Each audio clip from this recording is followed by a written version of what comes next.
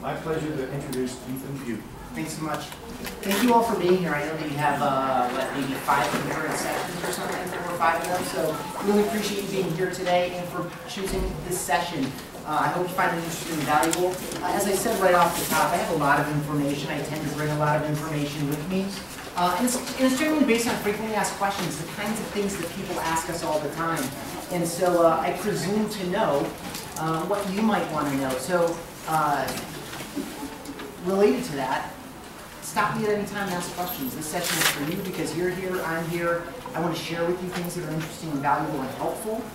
So if I can go one step deeper in anything I cover, or if you want me to double back and cover something again, or there's something you thought I maybe would have covered, but was not in this presentation, ask that at any time as well. I'd love to take questions at any time. Either interrupt me or get my attention with you or something else like that. So this is a session I put together called What Real Estate Pros Need to Know About Email. As we already said, I won't go through my bio. We're BombBomb. We're an email marketing company, but we make it easy to add video to your emails. We've been all about video since day one. So we kind of put those two pieces together because video is much more human, it's much more natural, it's easily produced, it's easily consumed, it humanizes you, it helps build trust and rapport, and it differentiates you against all the other local professionals in your market trying to do the same thing you are, which is connect with potential buyers and sellers, close transactions, stay in front of past clients over time, nurture relationships, etc. So we started in 2006. We're right down the road in Colorado Springs. Over half of our customers are real estate, mortgage, and title professionals. So we work with folks just like you and the other people you're working with every day. We have a team of people that sits on the phone and answers questions and helps people through things and all of that. And so we know what your opportunities are. We know what your challenges are. We know what wins for other folks that are trying to do the same things you are. So we're available to help. The rest of our customers are literally all kinds of individuals and businesses and organizations across the country and around the world. So there are obviously a lot of different ways to use email and a lot of different ways to use video inside email. So we have large sales organizations that deploy us out to their entire team of salespeople for the same reasons that you might use it as well, which is to connect with leads, to nurture those relationships, to convert people into active clients, to earn more referrals, etc. We have a lot of churches, ministries, and nonprofits doing event invites and community building, relationship building, and that kind of thing. Consultants, agencies, small, medium-sized businesses, literally of all kinds. So obviously we love email. So this is the agenda for the next 45 minutes or so. And again, stop me anytime with any questions. I'll talk about email as the workhorse. It's the place where business gets done. Then I'll talk about the agent of tomorrow, a very interesting survey with very interesting results that should have implications and effects for everyone in the room. Welcome back. I'll talk about good email. What's good email look like? What's bad email look like? We all know bad email. And I'll hit this point at least 2 more times in this presentation. If you're sending bad email, you're training everyone on any of your lists to stop opening your emails. And every time you send an email, you're training someone to learn for him or herself, yes, this person sends me interesting and valuable stuff, or no, this person sends me stuff that isn't relevant to me, delete, not open, right? So I'll talk about what bad email looks like. Quick tips, this is subject lines, send frequency, kind of basic, again, frequently asked question type stuff. If you want to go deeper into any of that, I will. I'll talk about the best day and time to send email. Very common question. Hey, what's the very best time to send email to get the most open rates and the most clicks? Or if you're one of our customers, the most video plays, that kind of thing. So I'll answer that question. And then I'll close with specific ways to use email with specific examples from other real estate brokers and agents. And I have some association examples as well. So when we get to that point, I'll ask if anyone's a broker or an association. We can either include or skip over those examples as fits you.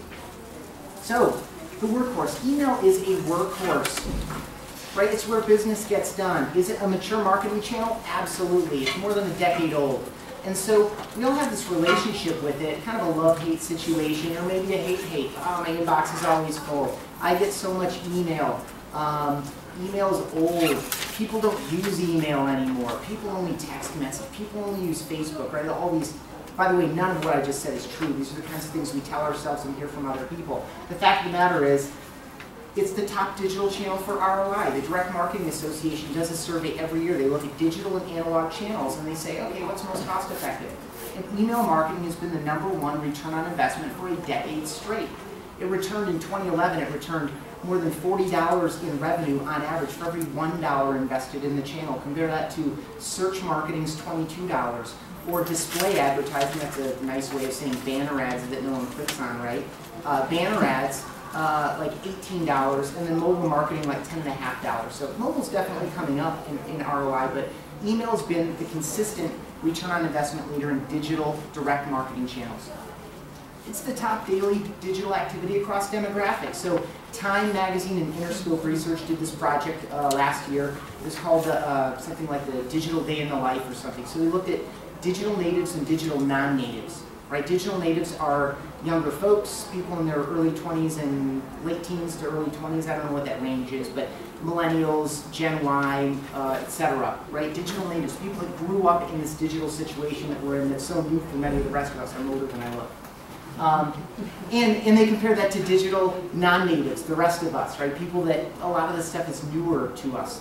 And it's the top daily digital activity. They looked at checking weather online, checking Facebook, checking Twitter, all these different daily activities, and they did this, it's called Biometric Day in the Life. And 98% of digital natives and 96% of digital non-natives check their email every single day. It was by far not even close to the top daily digital activity. And so it's true of young people and old people, and everyone in between. Like us. It's completely trackable. This is critical.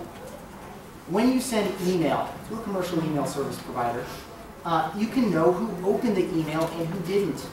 Who clicked on any links? What links did they click on? If you use our service, you can send videos. Who watched my video and who didn't? How long are people watching my videos? I sent a 4-minute video, but gosh, it looks like everyone dropped out at 2 minutes. Maybe I should start sending shorter videos. Right, that kind of stuff. It's a completely trackable medium. So if you want to be more efficient and more effective, if you send out a new listing in email, right? I have this new listing, I want to share it with a mix of buyers and buyers agents, various people in my sphere of influence that it might be relevant to. When I send this thing out, let's say it's 100 people. You don't need to try to follow up with 100 different people, or B, worse, just sit on your hands and wait for your phone to ring or for people to reply to the email. You can go in and look at your analytics and know who the 17 people are that you need to have on the phone in the next 3 hours, because those are the people that open the email, watch the video, and click the link to go see the full MLS listing. So that's the kind of thing that helps you be more efficient and more effective over time as you get a sense of what your benchmarks are for what is my open rate, what's my click rate, what's my video play rate, is it staying consistent, am I getting better over time, or am I staying flat or getting worse, that kind of thing. So bottom line here, it's where business gets done. If you're not looking at email, or if it's been on autopilot for 2 or 3 years, it might be time to review what you're doing in the email marketing channel. Another Workhorse example here. I don't expect you to be able to read this, but in the middle is email. Above the line is total accounts. Below the line is daily activity. Facebook, Twitter, websites, Google+. This shouldn't be a surprise to anyone, but email dominates. And the interesting thing is this excludes spam. It doesn't even include all the spam that we all hate. This is just active, legitimate emails that people are using. So again, it's the workhorse. It's the centerpiece of an integrated online marketing strategy. It allows you, last piece on that, think about email as the centerpiece of your integrated online marketing strategy. You have a website, hopefully you have a blog maybe, a YouTube channel, you have your listings as individual pages, you have maybe a profile on this site or that site or the other site, right? So you have this digital presence, right? You have all this different stuff you have going on. Email's at the centerpiece of it. It allows you to send targeted calls to action that you can track, right? So you can send out specific calls to action. Go look at this new listing. Go read my new blog post. Go like me on Facebook. Go follow me on Twitter. Or you can send this stuff out and track all the results. It's the center to send these calls to action to people. So, Agent of Tomorrow, really interesting project. This was released January of last year at the Inman Connect conference in New York. So Inman talked to more than 1,500 top producing agents. Their definition was $100,000 plus earner. That was the minimum earnings to get in, and obviously went way up from there. So he talked to about 1,700 top producing agents to find out what does the agent of tomorrow look like. People that are succeeding today, what are they doing, and what does that mean for the industry, and how should people be behaving? What can we learn from these people that are producing good business? I'll just share 3 takeaways. 1, 81% of them were using video of themselves and video of their listings on YouTube. So they're using YouTube, they're doing video. 2, top 3 lead sources. They listed the top 10, but these are the top 3. Past clients and referrals, their own websites, and their own social media. Critical to note on these last 2, it wasn't the website of the brand or the website of the brokerage, it was their own websites, and the same goes for their social media. So these were the top 3 places where they got their leads, right? Past clients or referrals, pretty important to you? Yeah. Okay. And then they asked them, you have all these leads now. We listed all the top lead sources. These are where all your leads are coming from. How do you convert those folks? So you have all these leads. What do you do with them? What's the best way of converting this person to being an active buyer or seller and ultimately a closed transaction, to being a check in your pocket, right? How do you do that? What's the most effective way to do that? 98% of them said email marketing. Effective email marketing is their best way of digitally converting leads into closed transactions. Now, I love email.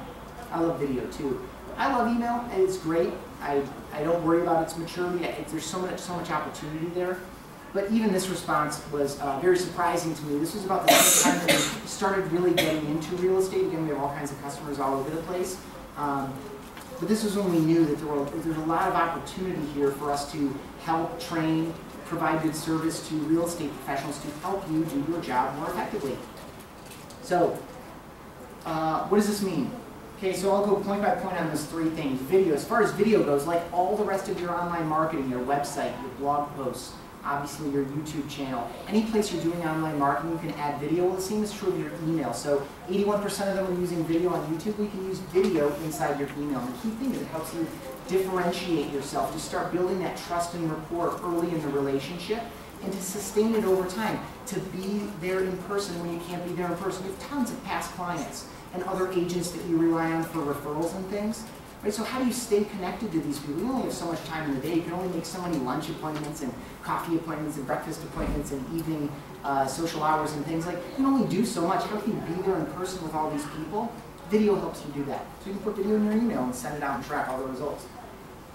As far as emailing these top lead sources, right? They were past clients and referrals, your own website, and your own social media. So email connects to all of those. Again, it's the centerpiece of your online marketing strategy. So in terms of staying in front of past clients, great way to do that with holidays, special occasions, monthly market updates and newsletters, what's going on around town. Tell me about that new art gallery that opened up. Tell me about the new restaurant in the neighborhood. Stay in front of your past clients in an interesting, relevant, useful, and completely trackable way.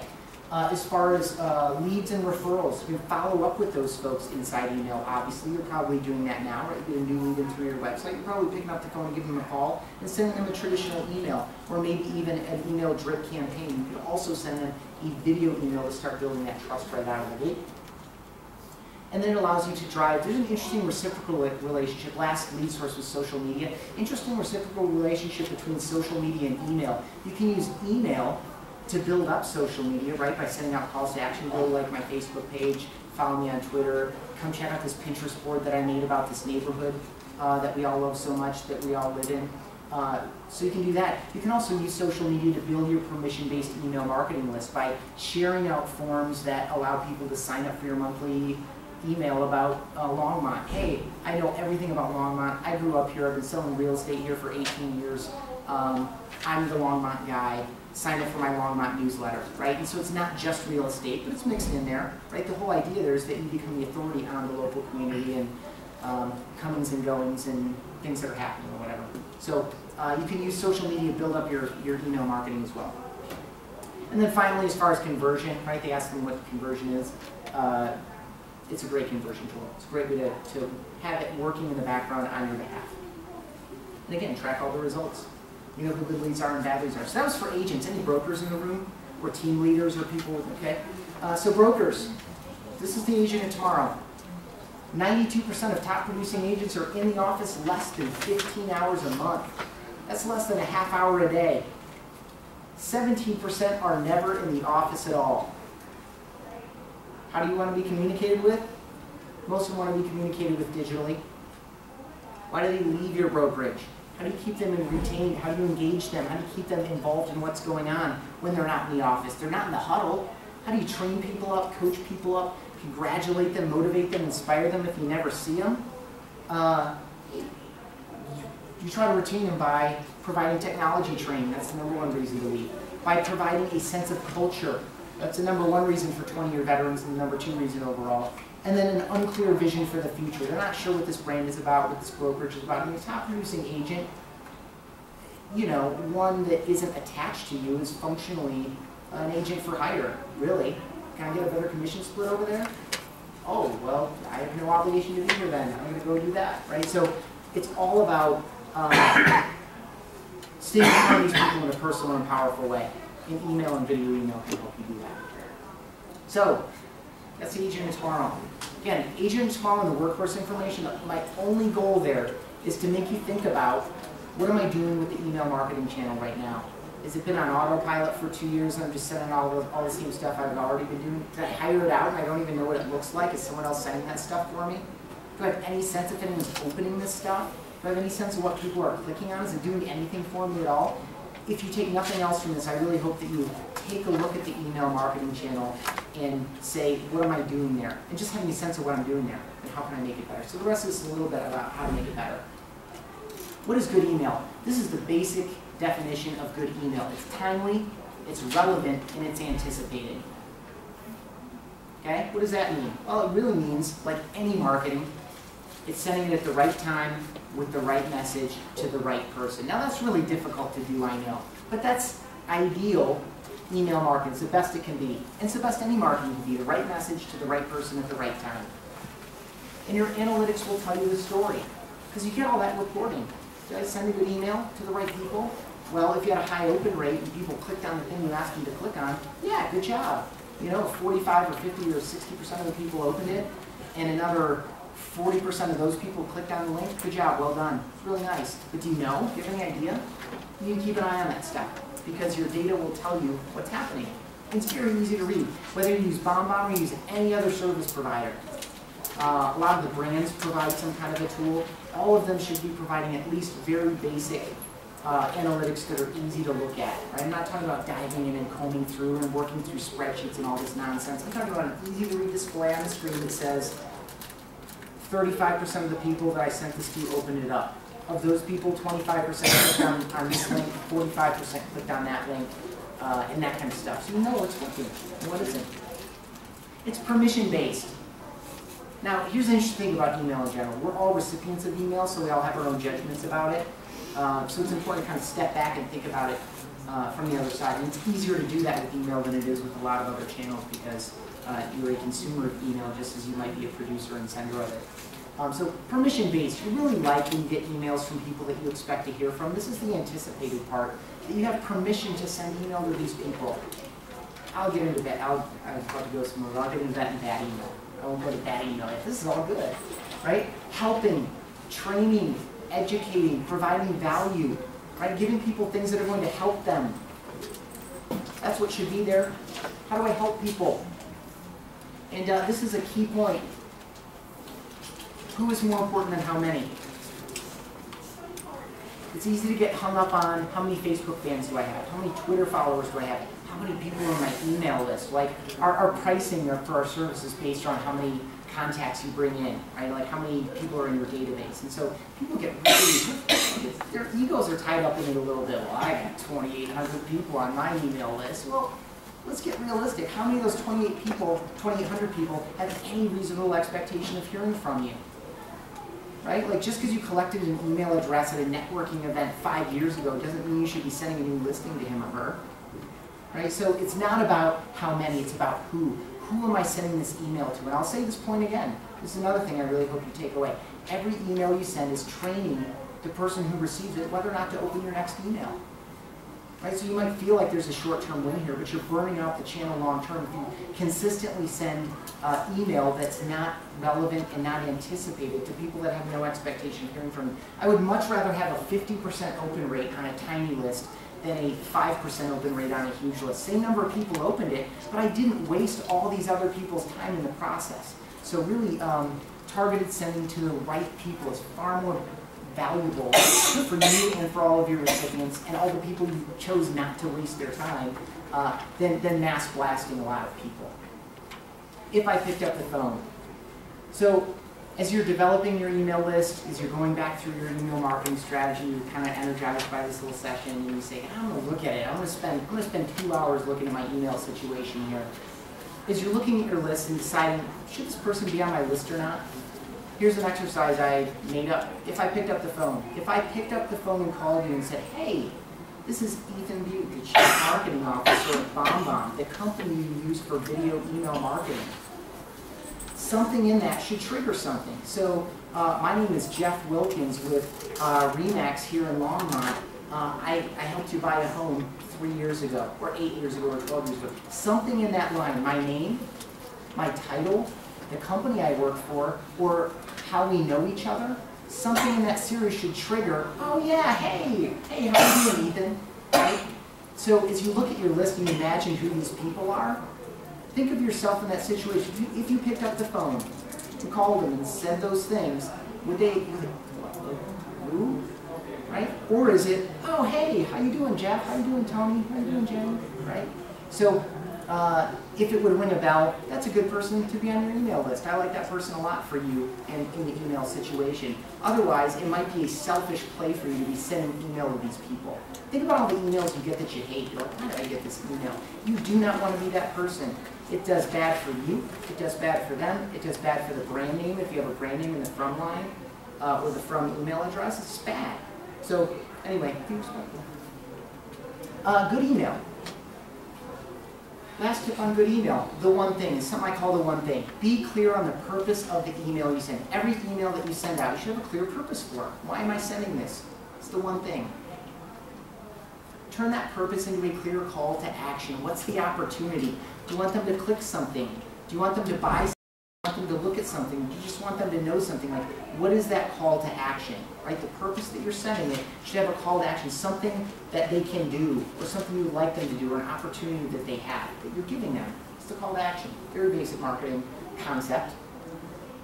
And then they should be clear on why they're getting it and how they take advantage of what you're doing. So you build the email around the call to action. You set it up in the subject line. I'll talk about subject lines shortly. The main idea of the subject line is to be interesting, provocative, promise some value inside to get them to open the email and to give them an expectation of what's inside. So you set up the call to action in the subject line. Then you reinforce it in the headline. You can bring it to life with a video, right? Just humanize it, bring it to life, put some enthusiasm behind it, humanize it, and then maybe some bullet points in the body or paragraphs or whatever the support material is. And then a clear call to action. In this case, it's click this link to sign up for the webinar. Right? So the subject line says something about the webinar, the headline says something about the webinar. In the video, I talk for maybe 50 seconds about why you should attend and what you're going to get out of it, how valuable it's going to be, and I can't wait to talk to you about this thing. A couple more details here, date, time, location. Not location, really, time online. And then the call to action is click that link. And I say that in the video too, click the link right down below me to sign up for the session. It's going to be great. So this is just one example. It's not the best email that anyone's ever sent or made. It was handy when I put this thing together. The whole point here is the email's about one thing. There's this webinar. There's some great information in it. I'm sending it to you because I think you might want to attend because you attended a previous session or you are this particular type of our customer or whatever. Right? You're getting this listing because we talked about maybe buying last spring and it never happened. But it's in the same price point, in the same geographic area we talked about. I'd love for you to take a look at it. Right? That kind of situation. Click that link to go see the full MLS listing and let me know if you'd like me to show it to you. So bad email, that's good email. Clear purpose, people are clear why they got it and what they can do with it, and they know who you are. That's good email. Bad email. Comes from a direct, the mindset is the theme here, a direct mail mindset. A lot of people come to a new marketing channel with a model or a paradigm or an understanding from a different channel. And it makes sense why we do that. We do that all the time. Think about the transition from radio to television. I didn't make that transition. We were both available when I grew up. But, you know, the early television shows were just radio shows with pictures attached to them because it's a new medium and they just kind of migrated the same mindset to it. So a lot of people come to email with a direct mail mindset. I can buy a list and mass blast a bunch of people and I just hope that 1% of them calls me. Right? Right? That's not what email is about. In fact, there are laws against it. It's the CAN spam compliance. US is pretty loose. Canada and UK and Australia are a lot more hardcore with harsher penalties about sending spam emails and things. So this is not just a cheaper way to do print. By the way, it's way cheaper than print. Right? Whether our service or any other service, like a commercial email service provider beyond Gmail or Outlook or whatever, they're all cheap. They're 20, 30, 40 bucks a month. You know, they're not outrageous, and when you think about that, that's $500 a year. You're going to get more return than that if you just get one referral out of the email channel and you sell one property off of it. Right? It'll pay for your service many times over. So it's much cheaper than print, but it's not a cheaper way to do print. It's a cheaper way to market. A selfish mindset. I've already kind of talked on this theme a little bit. When you send email thinking about what's in it for you versus what's in it for them, when you don't come at it from what value can I provide? What can I give these people? What does this person need to know? How can I nurture this situation? Okay, I got all these people that are in this common situation. What do they need to know to move to the next point with me or in their lives or with their property or whatever? You know, whatever you're trying to help people through. Think about what's in it for them, not what's in it for you. Because again, the more email you send that's about you, the less they're going to want to open your email because it's about you. It's not about them. The mass mindset. I've already talked on this theme too. Segmenting your lists, targeting your sends and tracking your results so you know who to follow up with, so you know who should get more of these emails in the future. If you've got someone that's never opened any of your monthly market update newsletters, let's say, you maybe should go away from your list. Right? You can easily see who's opening your emails. So you'll have a sense of this kind of thing. Or if you see your open rates falling, right, you're sending to too many people. Because if fewer people continue to open, it's because fewer of them are finding it relevant. It means the content's bad, or you're sending just too many people that don't expect to hear from you or don't want to hear from you. So it's not a mass blast situation. In fact, the best emails and video emails that we see coming out of our service are just one-to-one. Thank you so much for attending my session today. Thank you so much for taking the time to meet with me. Thank you so much for giving me that referral. Those kinds of situations are really great touches. As opposed to, hey, every email address I ever collected, check out this listing I have. Timeless mindset. Old addresses are bad addresses. I won't belabor this. I already talked about that. Just because you collected an address 6 years ago doesn't mean it's still relevant today. And again, you're training people with every email you send. Every time you send me an email, I'm making the decision, am I going to open this? And that decision is going to be based on, does this person send me email that I like to open? Like when I open it up, there's something interesting there, useful there, helpful there. So keep that in mind. Quick tips, first impression. This is critical. This is before your email gets opened. From name and from email address. Right? You can control these things in any commercial email service provider. You can control what the from name is and what the from email address is in the inbox, right? They're listed there with the subject line. Whole goal there is to evoke trust and recognition. When someone sees your from name or from email hit their inbox, they should say, oh yeah, I know this person, boom, click. What does Tim have to say to me? Right? And then as far as subject line goes, you could do a whole hour on subject lines and the art of subject lines and all that. Only thing I want to share with you here is that research consistently shows that shorter email subject lines, really short and provocative and interesting, get you more opens, but longer subject lines get you more engagement. And that makes sense because, you know, a short, interesting subject line, people are going to go, oh, what's that about? And they're going to open it up. If you provide a longer one, you're giving them more detail and promising more specific value in the subject line. And so fewer people are going to open it, but you've promised them some specific value inside, so they're much more likely to watch the video, click your links, and that kind of thing, so higher engagement. So think of the subject line in part as a pre-qualifier, right? So if you include a nice long subject line that's very specific about what's happening inside the email, fewer people are going to open it because it's not relevant to everyone. As perfect as you do with your email marketing, you're not going to be completely perfect. So you'll get much more engagement out of longer, more specific, clearer subject lines. How often to send? A very common question. How often should I be sending an email? Well, top line is, it depends on what you're trying to do, right? So as often as you promised. People signed up for your weekly home tips on planting new flower beds and raising vegetables in the backyard and changing out your smoke detector batteries and what to know when it's time to get a new roof. You know, if you do like a weekly home tip or something like that, or a monthly market update or anything, whatever you promised, deliver on your promise. Be consistent with it. And then as often as you can provide value, do not overreach. I really like at least 12 touches a year for past clients. Like if you're doing I like once a month. It doesn't have to be a formal monthly newsletter kind of situation if you don't want it to be, but I like a monthly touch. Any less frequent, then your emails are going to feel more random to them. You're like, oh gosh, it's not as regular or predictable. Any more often than that, unless you can provide very specific value, if they signed up, I want to see every one of your new listings. If they signed up for that list, then you can send them every single new listing. That can be as often as you get a listing.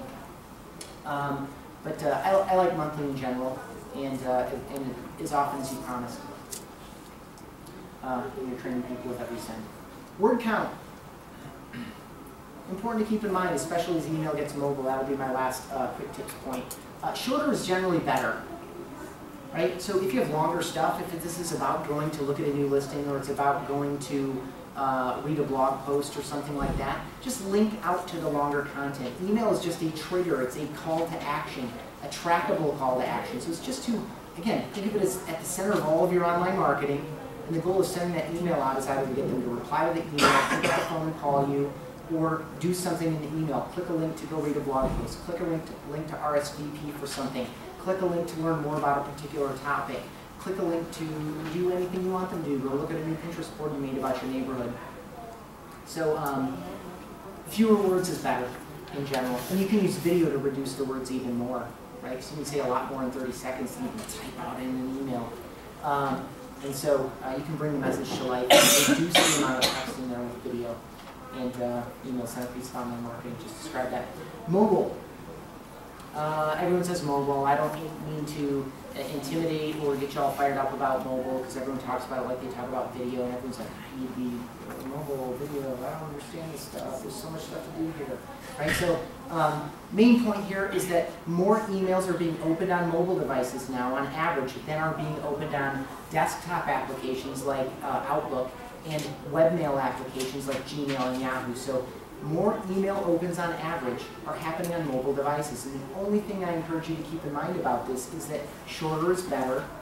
If you're doing an email newsletter and it's one of these nice 2-column or 3-column, like nice overwrought things that was actually just a digital version of your big print newsletter that was an 8.5 by 11 thing with little columns and all this intricate stuff happening, strip that thing down.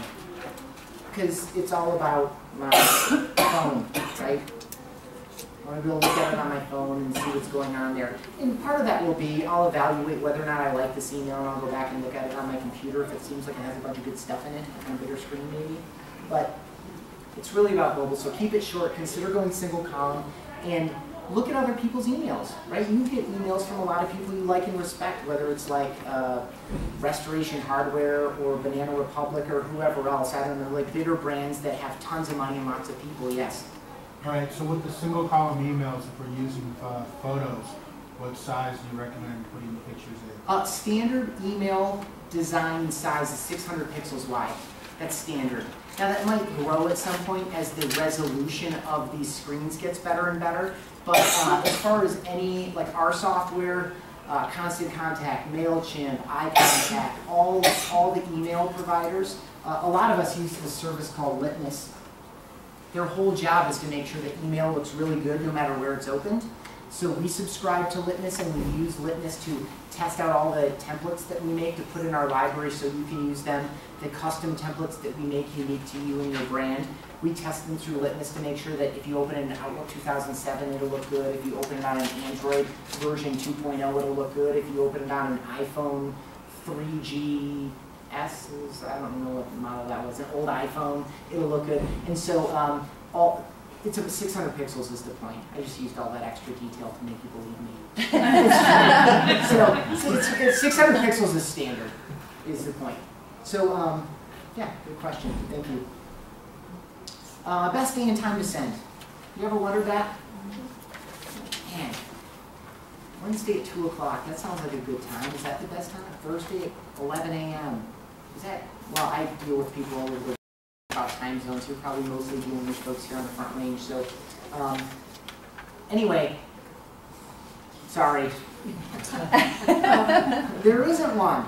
So I actually took out a slide because there was too much detail in it, and I tend to go long anyway, so I was trying to edit down my slides. I had a slide that showed 5 different research projects. This one was based on 1 billion emails. This one was based on 500 million emails. This one was based on 750 million emails. And they all looked at this different stuff, and they all conflicted.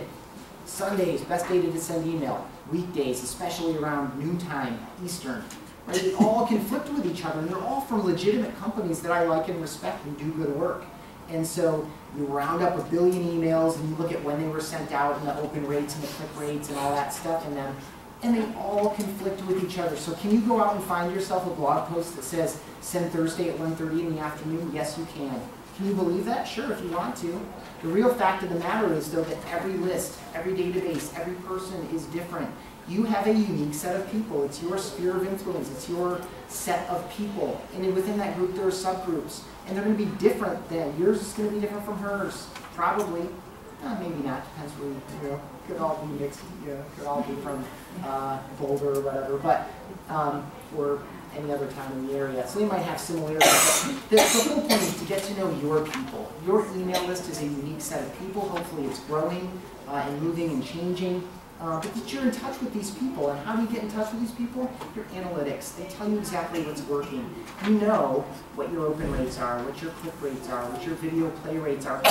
Baseline, what someone in your team does, right? You don't need to know this stuff intimately. I don't expect you to spend as much time working with email and video email as I do, but you should know the absolute basics. You know, and if you want to get really interesting, you want to get more effective over time, yeah, test it. Send your newsletter on Tuesday for 3 months, and then send it on Wednesday. Or better yet, this is a better, proper way to do it. Take your June newsletter and send to 1/3 of your people on Monday, 1/3 of your people on Wednesday, and 1/3 of your people on Friday. That make any difference? If you see something interesting there, replicate it the next month. So there's a lot of stuff you can do to get to know these people. It's a lot of work, I know. But if you're really interested in becoming specifically more effective, that's one way you could do it. It's all about your analytics, and your list is different than anyone else. I also think another reason this is irrelevant, this is all personal here, this is my opinion and my experience. It's a decent, well-informed opinion, but it's, I think that day and time is far less relevant than it was, say, 5 years ago. You know, 5 years ago, 8 years ago, you're dealing with a mix of relatively professional people, and so most of them are 8 to 5. Most of them are accessing their email at their office on their company-assigned computers, right? Now, it's irrelevant. I check my email most of the waking day. You know, I try to take periods off, right? I say, I'm not going to look at my email till lunch, right? So I can get some stuff done. But, you know, I fall in the trap when the light's blinking, and it makes the sound like, there I go again. So anyway, I think that because it's available to us all the time, whether on our mobile, our smartphone, our tablet, or our laptop, if we're actually sitting at our desk, I think day and time is far less relevant than it ever was. Don't be afraid to send some off times. I've been playing with our newsletter a little bit. I'm not afraid to send on a Saturday morning, or a holiday, or at night, 8 o'clock at night on a Wednesday. I'll try that. I try all kinds of stuff just to see what happens. So don't be afraid of that, because everyone's always on. Ways to use. I think I start with broker examples. Does anyone want to see any of these videos or hear them? These are just different examples of emails. These are emails that our customers made. I'll start. This is Linda. She's in Naperville, Illinois. She's really great. This is the only way she uses our service. I don't know if she does any email besides this.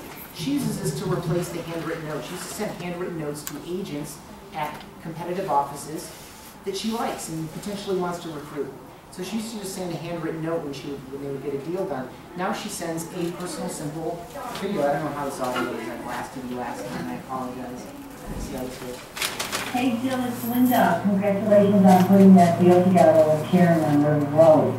Do you realize this is your 3rd deal that you've worked without Office in the last 4 months? Thank God the business is doing well. Ours is doing great. I have a feeling this is a good sign. Maybe we should get together and have breakfast for lunch. So, replaces the handwritten note, right? Handwritten note, whole point of it, you're probably doing this for your clients, that's the reason I like this example too, is that you're putting your personality on the page, right, through your handwriting. So there's a really nice literal personal touch to a handwritten note. You're also saying, I made this just for you. This isn't a form letter, this isn't stamped out, this didn't come off the laser printer. I made this just for you. It's special, right? Same thing, but now it includes eye-to-eye, face-to-face, emotion, sincerity, all the nonverbal communication that comes with it. And again, that's the only way she uses our software, and she said she recruited 6 agents with it. Same thing here, but he does it with a drip campaign. So this is Jay in Phoenix. I won't play his video, but he does the same thing Linda does, is when, and again, think of this as a potential buyer or seller. He nurtures that relationship over time with an automated drip campaign. When he goes through kind of his main points of why you would work with him and his brokerage in DC Ranch in northern Phoenix. This is Stacy. Stacy is in Westlake, Ohio. This is just, again, this is an iPhone, simple, very simple. I have to compliment each one of you. This goes to our agents. Our sales boards are so full that Vicki has requested new ones. The success that you've experienced in the last few weeks is unbelievable. And it just goes to show that we have the best team of professionals in the marketplace. So thank you so much. So these are just edits of their videos, by the way. So she sends out a weekly newsletter. She's a team leader. That's the model for Keller Williams. They have team leaders that run a team of agents. And so she just stays in front of them personally once a week. And she includes all the stuff that you might be including with your team, which is welcome to these 2 new agents. This person just came aboard. Take them out to lunch.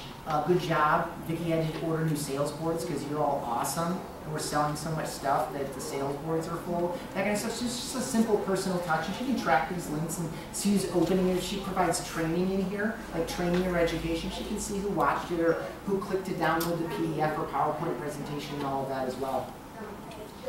Converting buyers, right? So you can send just one email, or you can have an automated series to go out. And the whole idea of a drip campaign like this one, this is a really simple one. This is Andrew. He's actually in Denver. Doubled his business from 2011 to 2012. Hi, it's Andrew with AtHomeDenver.com, where excellence is our standard and customer satisfaction is our passion. I hope all is well this morning. I just wanted to send you a quick email and see if you're ready to start looking at some properties. I'll be waiting here for you. Have a great day. So when we talk about a simple email design, that's it. He doesn't even include any text. URL at the top, phone number at the bottom, 15-second video, and that's how he credits Boomtown for generating a lot of leads and BombBomb for helping him convert those leads, doubling his business from 2011 to 2012. And he does 2 things here. One, differentiate himself, give a sense of personality. You may or may not like his style. That's irrelevant. I mean, what you personally think necessarily. I mean, some people say, oh man, that's genius, I love it. And I go, oh, that's a little bit too early. Anyway, the fact of the matter is, this is who he is. So if you don't like him, you're not going to work with him. And if you do like him, it's going to be great. And so you're pre-qualifying in that way as well. Getting a sense of personality, differentiating himself against everyone else that's sending traditional emails and leaving voicemails, and then giving clear and specific calls to action. Yes? Yeah, I'm curious, how's your delivery with your video service, BoomBomb, BombBomb? How's that delivery service different than embedding it in YouTube and placing it into an email? Sure, good question. You can actually place a YouTube video into our service if you want to and send it out.